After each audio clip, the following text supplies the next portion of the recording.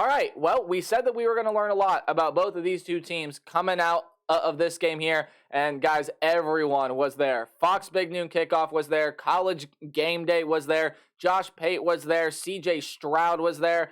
You can go down the list of how many great celebrities and athletes were sitting here at this game. But to answer the question that I basically just asked myself and all of you guys a minute ago, or the statement that I said, I forget the way I phrased it, we did learn a lot about both of these two teams coming out here of this game, and I'm going to dive on into it in just a second. But if you want to read the sub-headline that's just right up there, or maybe it's up there, I don't know which way the camera is going to have me point. It's in one of these two corners here, but the second part, after the semicolon, we have our identity. We, as in the Ohio State Buckeyes. I think I can now confidently say, not I know 100%, but I have a pretty good idea of what this team's identity is. And spoiler alert too, it may sound pretty familiar to some of the more seasoned Buckeye fans out there. So we're going to dive on into it. This up and down was a great game to watch. And if you're someone that likes offense, tough day at the office for you. This is the defensive slugfest. It was a very, very fun, entertaining, little bit of a different style of football to watch than what a lot of Ohio State fans are used to, especially in recent memory. Now, I know that that is going to upset some people. I know that people are going to say, this offense is not as dynamic as it once was.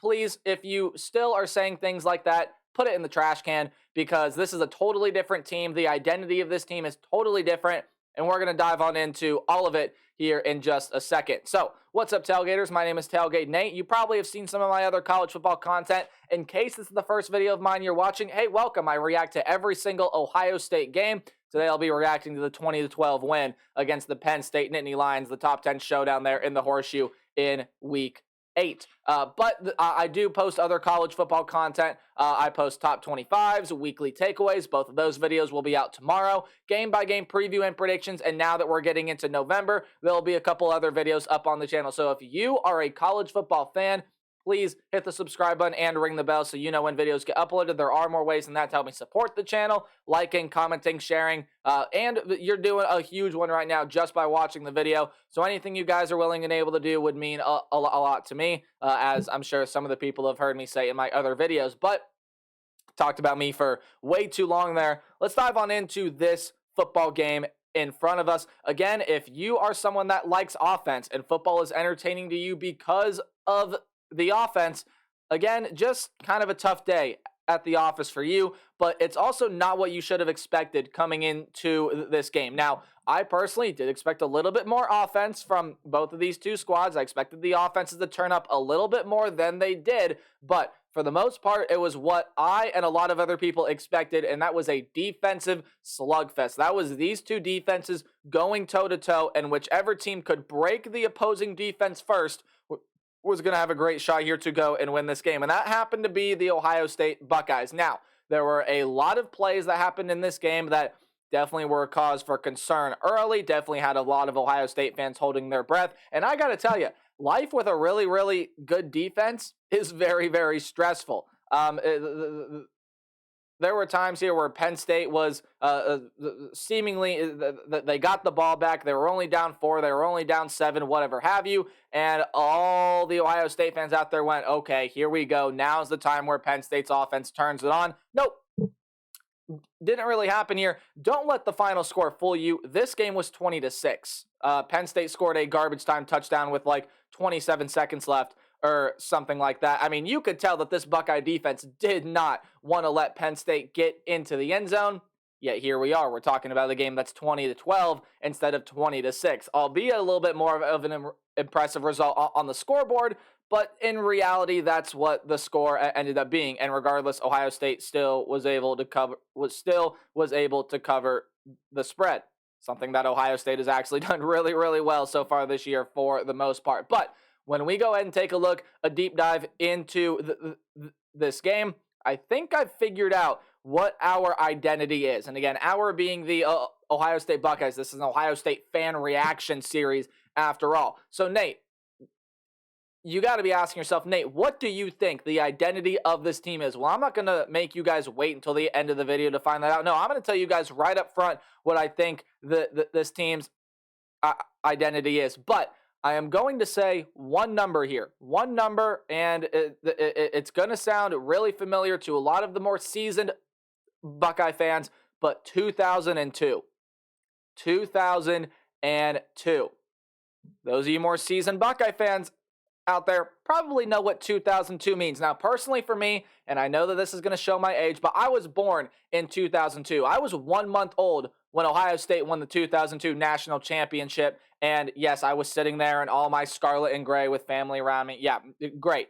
You guys don't need to worry about all that. But I was 1 month old when Ohio State won the 2002 national championship, still living in Columbus, Ohio. And this 2002 team is or I should say, this 2023 team is very reminiscent of the team that won the national championship in 2002, right? It is a defense that is game-breaking. It is elite. It'll hold opponents to whatever you need them to do, and the offense goes out and does just enough, if not a little bit more, to help the team win the game, right? This team is very reminiscent of that 2002 team. Had a lot of Buckeye greats there on that team. A lot of future Buckeye greats are going to be on this team as well. And I know Buckeye fans are going to be hoping for a similar result now that I've said that I've compared them to 2002. Now, I didn't compare them to 2002 to say like, oh, this team's going to go win the national championship, right? That's not what just happened there. But that is the identity of this team. It's a defense that is going to come out and is not going to give an inch at all. This is the defense that's going to come out and is going to hound you. It is going to make life really, really difficult for the opposing offense. Meanwhile, the Buckeye offense is going to go out there, and sure, it can be really, really explosive at times, and it has the potential to be something really, really huge. But for the most part this year, what this Buckeye offense has shown is that it's going to go out there, it's going to rely on the defense to not necessarily win them the ball game, but go out there and do its job, which the Buckeye defense has done all year long, and then the offense will go out and will do its thing. And the offense will go out and show up at big moments like it did late in the game there against the Notre Dame Fighting Irish and come away with big drives and get the job done and be able to help pull out a Buckeye win. Taking a look at some stats here from this game. Well, actually, before we take a look at stats, I just want to talk about my thoughts about this game for a second because, again, this is a very, very defensive performance. And if you have not been a believer in the Buckeye defense so far this season, this game better make you a believer because Jim Knowles' defense is next level. This is a defense that does not give an inch. It was a perfect defensive style for the way that Penn State's offense played. More on that in a second. I do have a pretty, I don't want to say controversial, but I do have a pretty big opinion on the way that Penn State was able to come out here and play this game. But got to give credit where credit is due. This Buckeye defense played phenomenally. They, to my surprise, really did not allow Penn State to get going on the ground at all. Only 1.9 yards per carry, 49 yards total, and the Buckeye defense held Penn State to only 240 yards. And get this, Penn State was 6.3% on their third down conversions. And those of you that aren't good at math, that is 1 for 16. 1 for 16, and really before those final two drives, Penn State was going to go over on third down conversions. That is huge. That is massive. That is a big win for this Buckeye defense. I really don't know what else you want me to say. I mean, this Buckeye defense was amazing. Sure, it took a little bit of time to get it settled in. It's kind of done that a lot this year where, okay, it's taken a little bit for this Buckeye defense to really settle down and settle into the way that they want to play. But when this Buckeye defense is on, when that switch gets flipped, this is probably, you can make the argument, the best defense in the entire country. Now, obviously, you're going to compare that to the likes of Georgia and Michigan and all of that, right? But this Ohio State defense has the potential to be the best defense in the country, and this week just showed it. Now, with all of that being said, I also, while watching this game, definitely felt like it was a very uninspired offensive performance from the Penn State Nittany Lions. And I don't want to say there was no creativity, because there was some creativity, right? It was just creativity that didn't fool this Ohio State defense. They tried the triple reverse pop pass where they swing it out to a wide receiver who pitches it to another wide receiver who pitches it back to the quarterback and Drew Aller, who's looking to throw, hopefully get someone wide open down the field. It was just a play that didn't fool Ohio State. And then there was a play, a little swing pass, a screen route out to Keandre Lambert-Smith. They ran this play 2 or 3 times here in this game where then Keandre Lambert-Smith was looking to throw. And that didn't fool Ohio State either. So I don't want to say that there was no creativity, but I am going to say there was no creativity in trying to move around Drew Aller. Drew Aller is not a threat to run the football. He did have a couple scrambles here in this game, but didn't really get very far. And Ohio State knew that coming into this game, right? Drew Aller is not a quarterback that's going to go sling the ball 50 yards downfield and beat you with his arm. He has the arm to do it, but he just hasn't shown it, hasn't proven it so far this season. And, well, the Buckeye defense didn't really even need to prepare for it because it just didn't happen. I just felt like this was a very, for the most part, very uninspired offensive performance from this Penn State team. I do not think Penn State played their best offensive football in this game. Now, granted, this was an Ohio State defense that took full advantage of that, and they were able to stifle whatever Penn State was able to throw at this team. I am just saying that this felt like a very uninspired performance. There was no creativity to try to move Drew Aller outside of the pocket.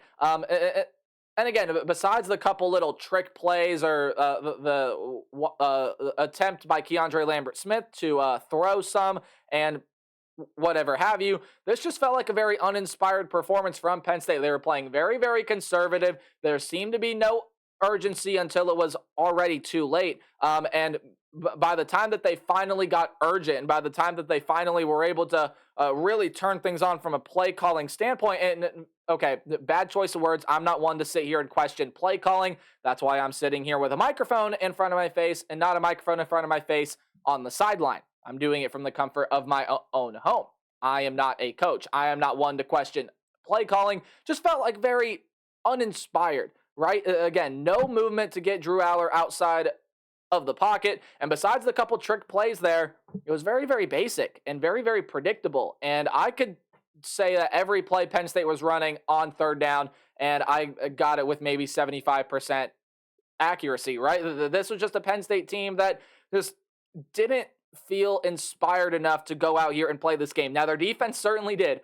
Their defense certainly did. But this is an Ohio State offense that really started to take over, and it's because of one guy. Now, look, Emeka Egbuka did not play in this game. He was available to play, but they honestly didn't really need him to play, so I'm okay with him resting and getting healthy. Mayan Williams played, and it took a minute for him to find his groove, but as soon as he did, he was a bowling ball. He was fantastic. Chip Trayanum had a couple pretty decent runs, nothing too crazy. The longest run of the day for the Buckeye offense was that Mayan Williams 12-yard run. But again, once Mayan Williams found his groove, he was a bowling ball, right? And he just powered through the Penn State defensive line. And then Kyle McCord just seemed a little off here in this game, right? He was just missing some throws that you got to make, and there were a couple of times where some receivers, including a player that I'm just about to talk about here in Marvin Harrison Jr., that did drop some balls, and that's going to be something that's really key here down the stretch, especially in maybe this game in Camp Randall against Wisconsin. I for one think the Buckeyes are going to have a pretty easy time with that one, but hey, who knows what Luke Fickell and Wisconsin are going to have cooking up there for that game, but especially for the game on November 25th, the last game of the season there, Kyle McCord has to be on his game for a full 60 minutes, and these wide receivers cannot miss any throws and cannot drop any balls. This is an Ohio State offense that, look, once it gets healthy, has the potential to be one of, if not the best offense in the entire country, because unlike a lot of Buckeye fans out there, well, maybe not a lot, maybe unlike the loud minority of Buckeye fans out there, I believe in Kyle McCord. I mean, he showed that in the game against Notre Dame, that he is a guy that you need to believe in, because when Kyle McCord is on, he is a very, very accurate, very, very good quarterback, and albeit his decision making is not great at times, there are some times where he can wait a little bit for the play to develop, and there are also some times that, well, he holds onto the football for too long. McCord's just got to find that sweet spot here, right? Good news is you have about a month before you really have to hone in on that sweet spot, because again, I don't think Wisconsin's as big of a challenge as they seemed here in the early season, or I should say before the season even started. Hey, Rutgers is bowl bound. Watch out for them. No, they don't have the talent to compete with Ohio State. Michigan State's a dumpster fire this year, and then Minnesota doesn't play offense, much like the Iowa Hawkeyes. So that game against Michigan is really, really what you need to key in on, right? But Kyle McCord just felt a little off here in this game. He started out really, really well, but then he just kind of fell apart. And but what I will say about Kyle McCord, and again, harking back on the Notre Dame game, he proved this, but he shows up in the big moments. He shows up when it matters, and that is exactly kind of what you want out of a quarterback, right? To show up when it matters. Now, would it be nice if he showed up all the time for 60 minutes? Yeah, you know what? That would be nice. But with a defense like we have, it is not necessary. Coming into the season, I was telling everyone that, look, Kyle McCord has been given the keys to whatever favorite luxury vehicle that you would wish to picture, whether that is a Maserati. By the way, Gus Johnson, please stop calling him Maserati Marv. Just stop, please. Gus Johnson, I love you with all of my heart and soul. Please stop calling him Maserati Marv. Thank you. Public service announcement over. But whether it be a Maserati, a Lamborghini, a Bugatti, a whatever, all Kyle McCord had to do was keep the car on the road. And you know what? He has done that so far this year. That is all I asked of Kyle McCord coming into the year. So for all of the Ohio State fans who are going to continue to get upset, who are going to continue to say we need a change at quarterback, guys, this is just a much different identity to this team, right? This is not a team that is going to be an offense-first team like a lot of Buckeye teams in the past, and especially a lot of the Buckeye teams under Ryan Day have been, right? This is a defense-first team, which honestly sounds really weird for even me to say, but this is a defense-first team. This defense is freaking awesome. I mean, let's just call it for what it is, right? This defense is freaking awesome. This is an awesome, awesome defense. It's a game-breaking defense. It's a defense that, with playing that single high safety and with playing that high corner and the guy that has the nobody behind you mentality, it doesn't give up big plays, which is something that plagued Ohio State in the past for so long. But look, once this Ohio State team was able to figure out this Penn State defense, it was really able to settle in and be able to score some points. Now, were a couple calls in this game that I do want to address. First off, I know that there are some people out there, not a lot of people, but some people talking about that defensive holding that negated the Penn State touchdown, where you had Kyle McCord lose the football, and I believe it was Curtis Jacobs that ended up picking it up and then housing it for the Penn State Nittany Lions, and everyone watching on the surface was like, whoa, Penn State this is a momentum swinging play. Could this be the start of Penn State beating Ohio State in the shoe and for Penn State to finally maybe break out of this Ohio State spell? Nope, defensive holding. And you know what? It really showed how good of a weapon that Marvin Harrison Jr. was, because for most defenses, this is the way that you draw it up. You want your best guy on their best guy. Obviously, Ohio State's best guy is Marvin Harrison Jr. He's going to be one of the best at the very next level too. But you want your best matchup with their best, and Penn State's best is Kalen King. Also probably going to end up being a first-round draft pick, but even he proved in this game he couldn't guard Marvin Harrison Jr. You want to know why? The only reason Kyle McCord did not throw that ball sooner, and yes, Kyle McCord, you need to protect the football. That was a problem last week against Purdue. Please protect the ball when you're inside the pocket. You cannot be losing footballs to fumbles. Anyway, conversation for another day, and probably a conversation that I meant to have last week, and I believe I mentioned something like that. But Kalen King proved that he couldn't guard Marvin Harrison Jr., which if Kalen King can't, I don't know if anyone's going to be able to, and he proved it because he held him, and he basically tackled him to the ground. And there were also moments where Kalen King absolutely had pass interference on Marvin Harrison Jr. And you know what? Marv caught the football anyway. So, oh, and by the way, there was that unbelievable catch from Cade Stover going over the top of the Penn State defender to make that catch. I forget who the defender was. I'm so sorry for multiple reasons. One, because I'm forgetting your name, and I'm forgetting who Cade Stover absolutely embarrassed on the football field yesterday afternoon. But I love Cade Stover. Cade Stover is freaking awesome. What a great tight end. And he was going to have to show up today and play some big minutes. He did, and that catch was huge. Here's the one thing I will say with this offense, right? This offense needs to get better at coming away with touchdowns when they get into the red zone. That is the only thing I want to see improve out of this offense. Third down was pretty good today given the defense that was on the other side of the football. And make no mistake about it, Penn State still is a very, very good football team if Drew Aller can settle in and figure out his offensive identity, right? And if this Penn State team can figure out what they are offensively, we know what they are defensively. This again is still a very, very good Penn State team. They are not frauds. I see people out there saying, oh, Penn State are frauds. Penn State's not the team that we thought they were.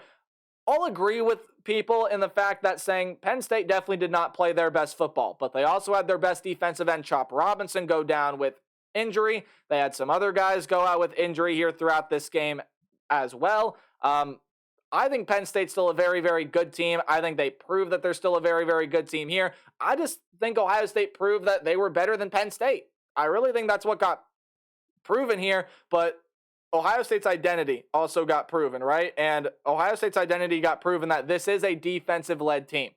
This is a defensive-led team, much like we saw there in 2002, and the offense is going to step up when it needs to step up, and the offense is going to make plays when it needs to make plays. But defensive identity, I mean, that whole defense is phenomenal. Offensive identity, really it boils down to one player, and I think that's what this game boiled down to, was the one player in Marvin Harrison Jr. 11 catches, which is a career high for him, 162 yards and 1 touchdown here in this game, and the 1 touchdown sealed it because the 1 touchdown made it 20-6, and all the Penn State fans could basically pack up and go home at that point because up till what they had seen offensively, there was no way that Penn State was going to drive down the field twice in 4 minutes to be able to win that game. So this Ohio State and Penn State team were two very, very evenly matched teams, right?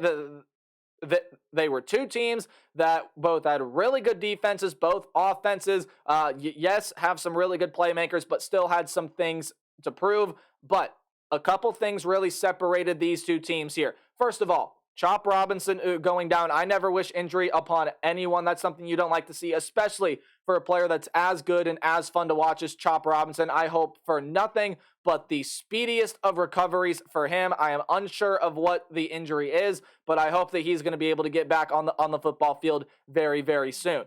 Same with all of the other Penn State players that ended up getting injured here in this game. And same thing with the likes of Travion Henderson and Emeka Egbuka and Denzel Burke. That's the other thing, right? We didn't even have our top corner in this game, and we still defensively dominated this team. Imagine what this Ohio State team can be fully healthy. Scary, right? Because you're going to have more offensive weapons. You're going to have probably the best running back there in that room, and Travion Henderson. Again, my personal opinion is Dallin Hayden is better. Obviously, we didn't play him in this game because we didn't need to, but anyway, conversation for another day. Travion Henderson is the best running back in this room that sees the field most often, if that makes any sort of sense. But Travion Henderson coming back as soon as Egbuka gets healthy, and then once Denzel Burke comes back, guys, this is just one of the most dangerous teams in America. Why? Because the offense has the potential to be really, really good, and this defense is elite. It is fantastic. It is a bona fide top 10, even top 5 defense in America right now. This Buckeye defense is insane. I love the way this Buckeye defense is playing. But again, there are still a couple things I want to see improve. The defense, I'm fine with. The defense, continue to do your thing. You have shown me nothing to make me not believe that this defense is a problem. That didn't make any sort of sense. The Buckeye defense has not shown me anything to worry about the Buckeye defense, if that makes any sort of sense. The offense, well, absolutely. The offense isn't as explosive as last year. I don't care about that. I don't care how many points we put up on the scoreboard as long as we win the games. And you know what? We're winning the games while scoring things like 20 and 23 and 17. And it's because our defense is holding opponents to 12, to 3, to 14. 17 is the highest points we've allowed this year, and that was to a Maryland offense that, quite honestly, might be the best offense we've played besides Sam Hartman and the Notre Dame Fighting Irish. But this is a Buckeye offense that needs to get better at two things. First of all, the thing I talked about earlier, right? You have to come away with touchdowns in the red zone. The 4th and goal, we tried the little swing pass out, and Penn State blew it up, right? And there were moments where we got in to the red zone, and then the offense just kind of stalled. The play calling got predictable, and it's an Ohio State offense that needs to do a better job coming away with 6 instead of 3, because those are the big moments. When you go up against an offense that's going to be able to drive down the field on this defense, much like what maybe a Michigan might be able to do here, you got to come away with 6 instead of 3. You have to, especially for if they end up getting past Michigan, get into a Big Ten championship game, or even if they get into a college football playoff, if not whatever New Year's Six bowl game this team happens to go in. Red zone touchdowns are necessary. You need to start getting better at that. Third down, that concern is long past. I'm not concerned about this team on third down any longer, except when they're inside the red zone. Everything harks back to the red zone. They got to get better when they are in the red zone. And you know what? I thought the offensive line, for the most part, yesterday played really, really well. So the offensive line has definitely shown that they've improved. So now it's time for the offense to improve in the red zone. This is an offense that can drive down the field, and we saw it multiple times here in this game. But coming away with touchdowns instead of field goals in the red zone is going to be key. Ohio State could have won this game by 20. They really, really could have if they could have come away with some red zone scores. And look, they were able to do it off of the play there where, again, Abdul Carter, I believe it was Abdul Carter at least housed it.